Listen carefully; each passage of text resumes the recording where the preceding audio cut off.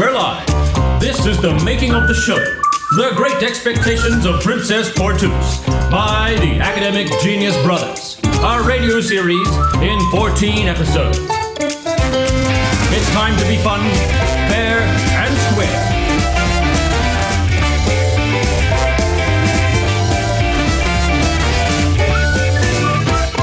Episode 12, The King's War.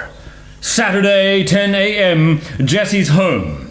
Was King of the Service Kingdom set out once again on a never-ending war. The war against selfishness.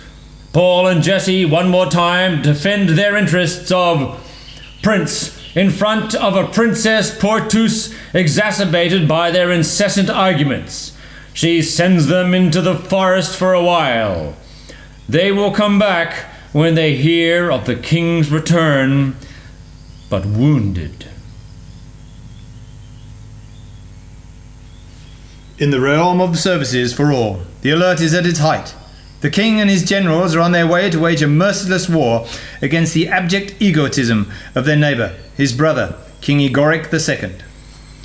By all the gods and their friends, may I be blessed in this difficult time, and may victory smile of me, I smile of my ancestor. Everything is ready, my dear king. The horses, the mules, the oxen, the chariots. We will take with us more than 200 hens, 75 ducks, 30 pigs, 2 tons of wheat, 2.5 tons of rice, and 7 tons of excellent red wine. 7 tons? Is not that a bit too much for our troops? This is not for our troops, my lord. It is for the enemy. My dear General, you are the cunning personified. Where is our army? I cannot see her. She is very well hidden. If you can't see her, neither will the enemy. Igoric too, my damned brother, this time will be surprised by our strategy. Anger makes him blind. Egoism makes him stupid, my lord. And vanity will make him fall. All is ready, my lord. May I ask you to give the order to leave? Excellent. General, sound the order to leave. Let the dog open the way for us. At your orders, Majesty. With the king gone to war, Princess Portus finds herself alone in the drafty castle. Not a tear rolled down her fresh cheeks. She knew she was going to have to hold the kingdom with a velvet hand in velvet gloves. His hour had struck. Her fate was on the way. Here I am alone with myself and my people. Where are my company lady? Gwendoline and Margot. Gwendoline, Margot. I'm here, Princess. I had to take care of the ducks. They didn't want to move on. I'm also here, Princess. I had to take care of the wine. 500 liters were missing. My friends, before summoning the Prince of FMC and ABC, let's drink a glass of wine to put us in a good mood. Oh, very tasty. My head is spinning. Oh, this wine is of exemplary finesse, like you, Majesty. All of this amuse me. Go get the prince. I am ready. We're going right now, Princess. It won't be long. I will have to be firm and precise. These two are not children of art. They are adventurers, charming but tricky. Greetings to our princess. Come on, sit down. There are no chairs, Majesty. Stand up, then. You will look smarter. Princess, business is going badly. Too many guidelines have taken us by the throat. I beg that you do something.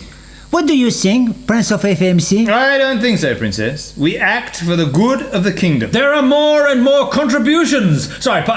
Tax, 33%. On the 75% of the dividends, which actually makes 21% of the profit over the best of 7 years and a 10-year period after tax. Majesty, it's way too much! What he forgets to tell you, Princess, is that 38% of indirect income is not reinvested in the general budget, and that too many specifications do not allow us to complete the individual budget. How do you respond to this argument? This rat face has drunk the poison of discord, and I heard that new applications are going to come to us. Princess, do not accept anything from this man whose right eye looks west and his left eye looks east. Princess, it allows me to have broader vision. This man, with the head of a sick owl, is ready to sell his shirt, underwear, and socks to coax you and to walk naked around our city shouting, "Down with the Prince of FAMC!" How full? Spare me this vision. This is nothing, Princess! If you compare me to this bandicoot, capable of spending a week in a barrel in the middle of the city, shouting, "Down with the Prince of the ABC!" Oh, you exalt me. You exalt our administrations. You exalt our council. You exalt our restorative circle. And you exalt our people with your incessant argument. Go and hide for 3 months in the forest and come back to me full of goodwill like you scout in short. I leave immediately. Princess, may the gods protect you from his perdifery. Princess, I take this moment of intimacy to declare my immense love for you. Please accept. Approach, my prince. Look at me straight in the eyes and tell me again that you love me. Come on, say it, but you tremble, you sweat, you drool, you moan. How ridiculous this is. Leave before I slap you in the face. And so our two princes ended up in the forest, learning to adapt to the wildlife and avoiding a meeting a witch who had been around for years. But they rarely succeeded. When they learned that the king is back, injured, that the princess demanded their return, they jump on their horses, transformed into donkeys one day by the witch during a bad encounter, and rushed like morons towards the king's castle, where Princess Portus was waiting for them firmly. The king will die if we find no cure. Do you have a suggestion, Prince of ABC? Yes, I can import medicines from faraway lands, beyond the sea, where seagulls stop flying and fish stop swimming. And you too, Prince of ABC? Do you propose to go beyond the mountain, where bear never sleep, and wolf always run? No. Princess, I've repeatedly met in the forest a witch with supernatural power. She should be able to save our king. Is it not this lady in love with you, and who will not do anything until you marry her? That's right, Princess. He must marry her. This is your last chance. I learnt that the next full moon she will organize a ball with all the witches around. I hope you don't intend to send me there. Ha! He would be able to. He has no qualms. No, Princess. I propose that I go there, disguised as a witch, and that I steal her magic potion. You know what? I'm going to come with you, as proof of my goodwill, and for the sake of the kingdom. Excellent idea. Put these pieces of fabric. You look both now like a wish. Perfectly. Leave immediately and come back as soon as possible. The princes galloped all day long to reach the edge of the forest at dusk.